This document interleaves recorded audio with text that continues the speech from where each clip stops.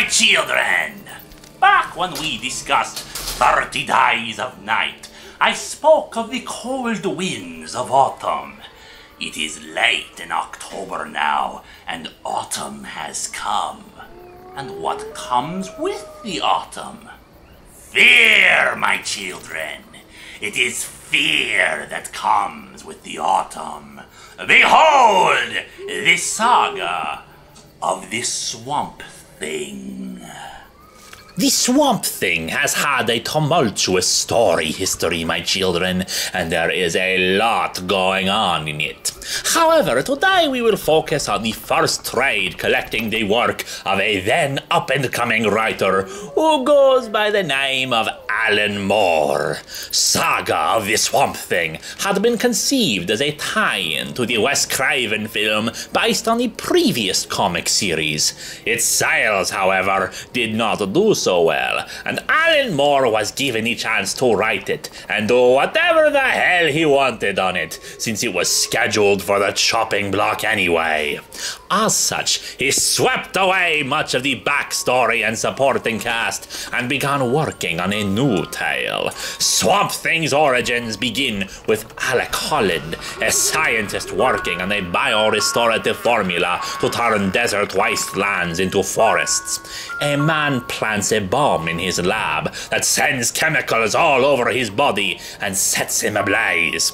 He leapt from his laboratory in the Louisiana swamps and fell, dead, into water and plants. Sometime later, the Swamp Thing emerges, supposedly Alec Holland transformed by the formula into this creature. However, the Sunderland Corporation decides it wants the secrets of Swamp Thing's resurrection and sends its forces to kill his allies and Swamp Thing himself. Swamp Thing's dead body is examined by Jason Woodrue, the Floronic Man, and we learn the terrible truth. The Swamp Thing is not Alec Holland. Alec Holland's memories and sense of self somehow transferred into the swamplands. A plant elemental emerging that believed it was Alec Holland, even creating fake organs out of vegetables for him that had no purpose. And because bullets don't kill plants, Swamp Thing awakens and learns the truth of its existence. It is not happy. After killing Sunderland, it returns to the swamp and takes root, the Floronic Man watching over his body as he surrenders himself over more and more to the green, the web that connects all plant life in the world together. Is there anything human left in a creature like that? And what does the Floronic Man do when he tries to access the green? Well, he believes himself to be the green's representative and goes on a rampage, killing humans as he goes and preparing to destroy the meat bags with an excess of oxygen in the air. Even the superheroes find themselves powerless, considering many options to try to communicate with the green, but ultimately fail. However, the Swamp Thing has simple truths in mind for this wannabe Lorax, driven mad by his brief connection to the green.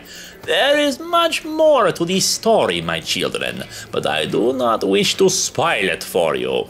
The saga of the Swamp Thing has been collected in trade for your enjoyment and perusement.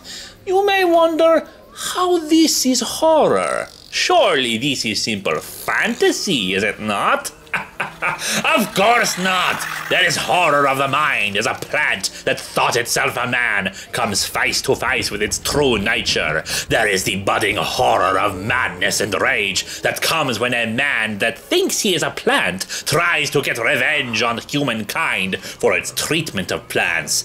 And then there are terrors all too human, and yet all too demonic in what happens after the mime story, as an autistic child meets the Monkey King, a demon who feeds on the fear it instills in others. Saga of the Swamp Thing helped give rise to the Vertigo imprint of DC Comics, and thanks to it, we have much to appreciate for ongoing horror series from that imprint.